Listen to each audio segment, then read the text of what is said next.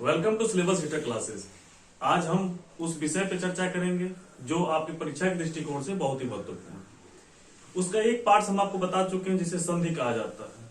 अब अगला है जो अति महत्वपूर्ण है, वह है समास। कम शब्दों में कम समय में आप समास को इस प्रकार पढ़ जाएंगे कि आपको लगेगा ये क्या था। इतना आसान हम बनाकर आपके सामने पेश करेंगे।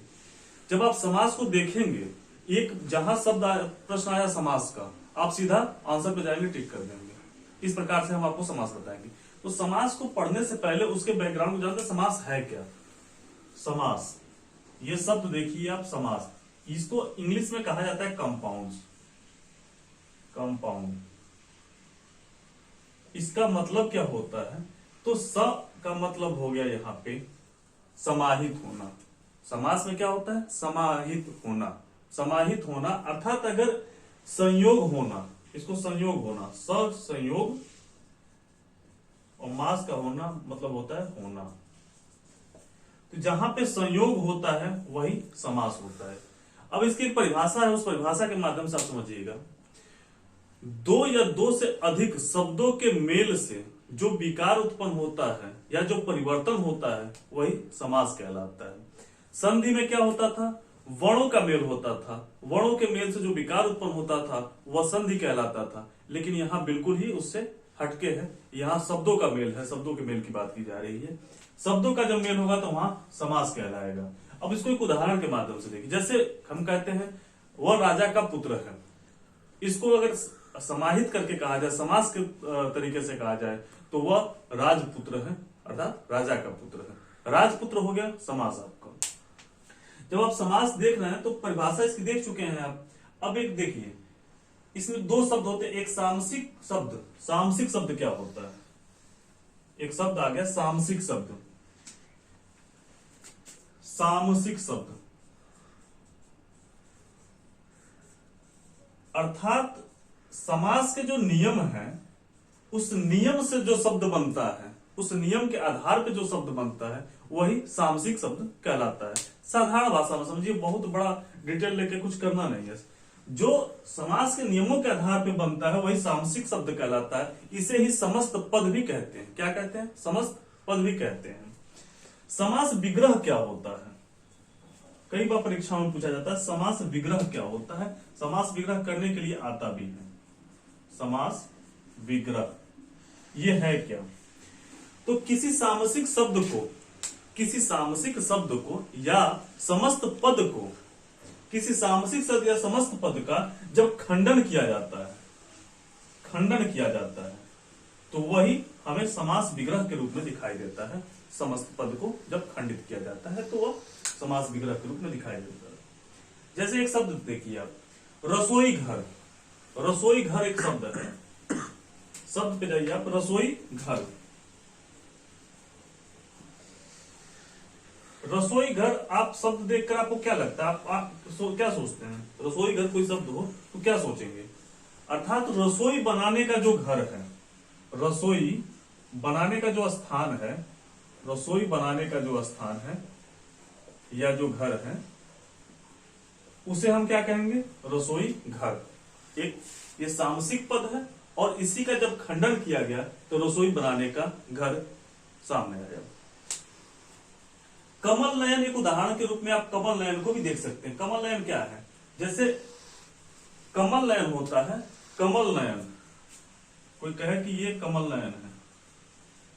कमल नयन का मतलब हो गया जिसके नेत्र कमल के प्रकार हो, वह क्या हुआ? कमल नयन। तो ये कुछ उदाहरण है, उदाहरण के माध्यम से हम समझ रहे थे। अब इसमें समास के दो पद होते हैं, इन्हीं को समझ के आप आगे जितना भी आपका समास बनेगा इसी आधार पर आप समास को करेंगे।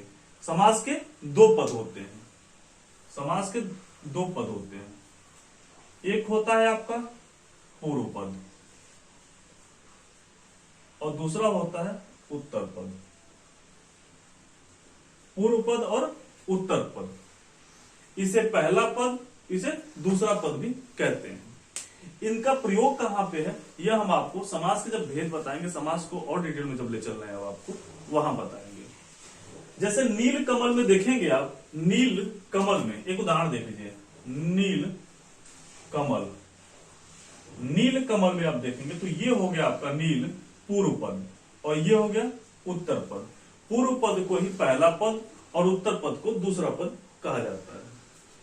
अब आगे हम कुछ उदाहरण के माध्यम से समझेंगे कि समास के भेद क्या है और समास को अब आपकी क्लास पूरी तरह से प्रारंभ होती है। काइंड्स ऑफ कंपाउंड्स, समास के भेद या समास के प्रकार कितने हैं, तो वह आपको हम बता चुके हैं। 6 प्रकार के समास के प्रकार 6 होते हैं। जो महत्वपूर्ण है उसके हिसाब से मैं आपको बताऊंगा। एक होता है अवयभाव समास, अवयभाव समास। दूसरा है आपका तत्पुरुष समास, तत्पुरुष समास। तीसरा है आपका कर्मधारय समास। एक आता है समास आपका, वह है द्विगु समास, द्वंद्व समास, द्वंद्व समास और लास्ट में है बहुव्रीहि समास, बहुव्रीहि समास, बहुव्रीहि समास। जो ये समास के आप 6 पार्ट्स देख रहे हैं, इसमें आप अभी मैं आपको जब बता रहा था कि समस्त पद में प्रथम पद और दूसरा पद तथा पूर्व पद और उत्तर पद, इनमें इसका बहुत बड़ा योगदान है। किसमें पूर्व पद प्रधान होता है, किसमें उत्तर पद प्रधान होता है, किसमें दोनों पद प्रधान होते हैं और किसमें कोई भी पद प्रधान नहीं होता, एक तीसरा ही पद प्रधान होता है। इसी के आधार पर आप समास को समझते हैं और जब शब्द देखते हैं तो उसी आधार पर आप आंसर देते हैं। जो आपका तत्पुरुष समास है, तत्पुरुष समास के भी 6 पार्ट्स हैं। तत्पुरुष समास के भी 6 पार्ट्स हैं, 6 पार्ट्स हैं तत्पुरुष समास के। इसको जब मैं आपको कारक पद बताया था, कारक में मैंने 7 पार्ट्स बताए थे उसके, लेकिन यहां पे आपको 6 ही पार्ट्स पढ़ने हैं। कौन कौन से? कर्म तत्पुरुष, कर्म, करण, संप्रदान,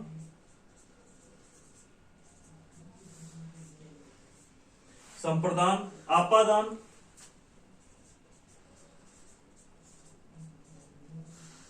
और एक है संबंध और लास्ट में है अधिकरण, संबंध, अधिकरण। ये 6 पार्ट्स हो गए आपके तत्पुरुष समास के। तत्पुरुष समास से जो प्रश्न जितने भी पूछेंगे या समास से जो प्रश्न पूछेंगे, इसी आधार पर पूछेंगे कि कौन सा समास है और किस बार। पहले आपको पार्ट्स बताने का हमारा मकसद ये रहा कि आप इन शब्दों से परिचित हो जाए, इसके बाद से समास को बहुत आसानी से हम लेके चलेंगे। तो इसका आप एक स्क्रीनशॉट छोटा सा ले सकते हैं। तो इसमें आपने सब अवयवाय समास, तत्पुरुष समास, कर्मधारय, द्विगु और द्वंद्व, साथ में बहुव्रीहि समास के विषय में जान गए। ये शब्द क्या है, इस शब्द को समझ गए। तत्पुरुष समास के जो सब पार्ट्स हैं उस विषय को भी समझ गए। ये कितने हैं सॉरी 6 भाग समास के होते हैं और 6 ही तत्पुरुष समास के भी भाग होते हैं।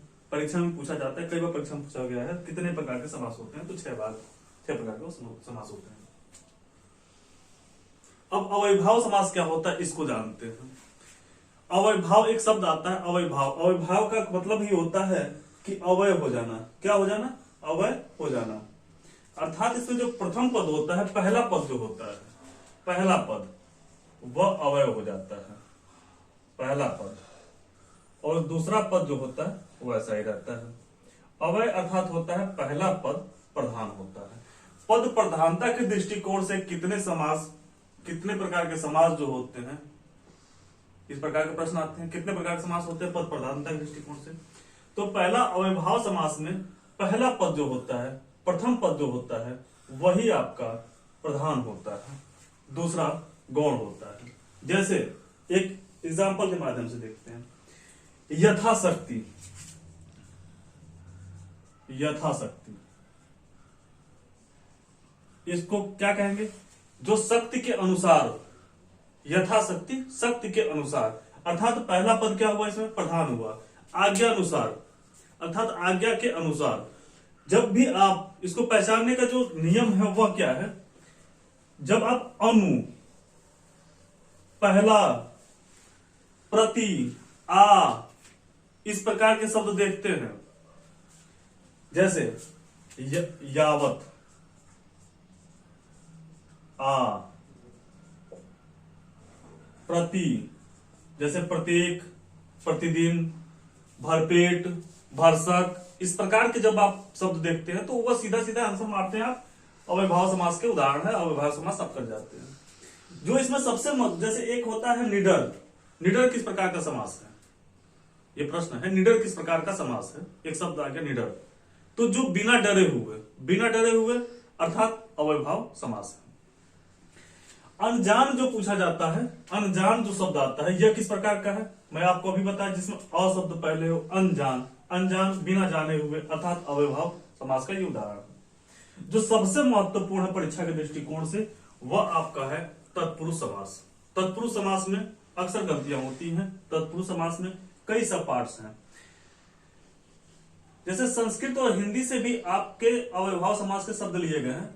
तत्पुरुष समास में क्या होता है, दो पद होते हैं, प्रथम पद, द्वितीय पद, उत्तर पद और पूर्व पद और उत्तर पद। तो जिस समास का उत्तर पद प्रधान हो और पूर्व पद गौण हो, वह सीधा सा सीधा आपका तत्पुरुष समास है। इसमें दो शब्दों के मध्य कारक चिन्ह जो होते हैं, जो भी कारक चिन्ह होते हैं, कारक चिन्ह वह समाप्त हो जाते हैं जब समास बनता है। तो समास विग्रह में कारक चिन्ह होते हैं, लेकिन जब वो समास बनता है तो कारक चिन्ह समाप्त हो जाते हैं। कारक चिन्ह क्या होते हैं, जब मैं आपको कारक बताया हूं तो वहां पे आप ध्यान दीजिए, एक चीज बता रहा था, कर्ता ने कर्म को करण से, इस प्रकार मैं आपको समझाया था। वहां पे वही कारक चिन्ह है, का, सा, से, में, पर, ये सभी कारक चिन्ह है। ये कारक चिन्ह ही समाप्त हो जाते हैं जब ये समास बनता है। अर्थात समास में, तत्पुरुष समास में कारक चिन्ह का बहुत बड़ा योगदान होता है। एक उदाहरण के माध्यम से समझते हैं। शरणागत, शरण को आगत अर्थात शरणागत। इसमें जब शरणागत है तो शरण को आगत, ये को शब्द जो है कारक चिन्ह, ये समाप्त हो जा रहा है। तो ये किस प्रकार का समास है, यह तत्पुरुष समास का एक उदाहरण है। अब इसके जो पार्ट्स हैं इस विषय में हम जानेंगे। कर्म तत्पुरुष क्या होता है, जिसकी विभक्ति को लुप्त हो जाती है। कर्म में को विभक्ति लुप्त हो जाती है। जैसे एक शरणागत हो गया, मरणागत हो गया, ग्रामगत हो गया, ठीक है। एक शब्द आता है स्वर्ग प्राप्त, स्वर्ग प्राप्त। अब इसको अगर इसका समास विग्रह करेंगे तो क्या होगा, स्वर्ग को प्राप्त, स्वर्ग को प्राप्त। ये को क्या हो गया, ये समाप्त हो गया जब समास के नियम के दृष्टिकोण से। तो यहां पे कौन सा समास होगा, तो कर्म तत्पुरुष समास कहलाएगा। दूसरा जो है, इसके कई से उदाहरण है, मैं आपको उदाहरण भी आगे बताऊंगा। करण तत्पुरुष क्या है, इसकी विभक्ति से, करण तत्पुरुष में विभक्ति क्या होती है, से या के द्वारा, के द्वारा। इस प्रकार की विभक्ति जब आए, जब समास विग्रह करते हैं तो इस प्रकार की विभक्ति जब आती है, किसी शब्द को देखिए आप, जैसे गुरुकुल, गुरुकुल एक शब्द है, गुरुकुल, गुरुकुल एक शब्द है। इसका क्या कहेंगे, गुरु के, गुरुकृत या गुरुकुल या गुरुकृत। गुरुकृत एक शब्द है जिसमें गुरु के आकृत, जो गुरु के कृत हो, गुरु से कृत हो, गुरु से प्राप्त किया हो, उसे गुरुकृत कहते हैं। तो यहाँ पे एक से शब्द आ रहा है, से यही एक कारक है। जैसे एक रेखांकित, रेखा से अंकित, रेखांकित, रेखा से अंकित, रेखा द्वारा अंकित किया गया हो, रेखा से अंकित किया गया हो, वहां पे कर्ण तत्पुरुष है। अर्थात रेखांकित किस प्रकार का तत्पुरुष है, कर्ण तत्पुरुष का ये उदाहरण है। संप्रदान में मैं आपको कई बार बता चुका हूं, संप्रदान जो तत्पुरुष है ये बहुत ही आसान है, इसको आप आसानी से करें। जहां के लिए विभक्ति आती है, के लिए विभक्ति, के लिए, इस प्रकार की जब भी विभक्ति देखें, जिस भी शब्द में विभक्ति इस प्रकार की देखते हैं तो आप बताएंगे संप्रदान तत्पुरुष का उदाहरण है, और संप्रदान तत्पुरुष समास का ये उदाहरण है। आंसर आप सीधा कर पाएंगे। जैसे देखिए देशभक्ति, देशभक्ति शब्द आप सबको पता है, देशभक्ति शब्द सुनने के बाद कैसा लगता है, देश के लिए भक्ति, देश के लिए भक्ति। अर्थात देशभक्ति के लिए यहाँ पे जो आपका कारक आया है वह समाप्त हो जाता है समास के नियमों के अनुकूल, तो वहां पे संप्रदान तत्पुरुष का वह उदाहरण कहलाता है। जैसे सत्याग्रह, सत्याग्रह में आप देखेंगे कौन सा तत्पुरुष समास है, तो वह है यही संप्रदान। सत्य के लिए आग्रह, सत्याग्रह शब्दों को देखिए, सत्याग्रह सत्य के लिए आग्रह जब किया जाए तो वह सत्याग्रह कहलाता है, अर्थात के लिए विभक्ति का प्रयोग हुआ है, संप्रदान तत्पुरुष का उदाहरण है। आगे आप देखेंगे आपादान तत्पुरुष, जहां से पृथक होने की अवस्था में, से ये किस अवस्था में, पृथक होने की अवस्था में, अलग होने के अलगाव की स्थिति में आता है, तो वहां अपादान तत्पुरुष होता है। जैसे मैं आपको बताया था वहां कहा पेड़ से पत्ते गिरते हैं, से तत्पुरुष, से को ध्यान रखिए, से ये कारक है, मैं कारक में आपको बताया हूं, पेड़ से पत्ते गिरते हैं, यह आपादान तत्पुरुष का एक उदाहरण है। और यहाँ पे से विभक्ति लगती है, विभक्ति यही समाप्त हो जाती है, तो आपादान तत्पुरुष बनता है। अब इसको कहेंगे कि एक उदाहरण बताइए, तो पथ भ्रष्ट, ये शब्द सुने होंगे, पथ भ्रष्ट अर्थात पथ से जो भ्रष्ट हो जाए, पथ से भ्रष्ट अर्थात पथ से, यहां पे से आपका कारक लगाया, कारक चिन्ह समाप्त हुआ, पथ से भ्रष्ट। पदच्युत, पद से च्युत, पदच्युत एक शब्द आ गया, पदच्युत तो किया जाता है ना, तो पद से च्युत, यहां पर से ये कारक आया, अर्थात ये आप बताएंगे कि आपादान तत्पुरुष का उदाहरण है। संबंध में क्या होता है, संबंध तत्पुरुष जो होता है जहां का के की विभक्ति का प्रयोग होता है, का के और की, इस तीन विभक्तियों का प्रयोग होता है। जैसे राजा का कुमार, राजा का कुमार, राजकुमार, राजकुमार, राजा का कुमार, राजा का कुमार, यहां का जो है वह एक आपका कारक चिन्ह लगा है, वही समाप्त होता है, अर्थात वह संबंध तत्पुरुष का एक उदाहरण है। जैसे भारतेंदु, भारतेंदु, भारत का गंगा जल, एक उदाहरण सबसे आसान शब्द गंगा जल।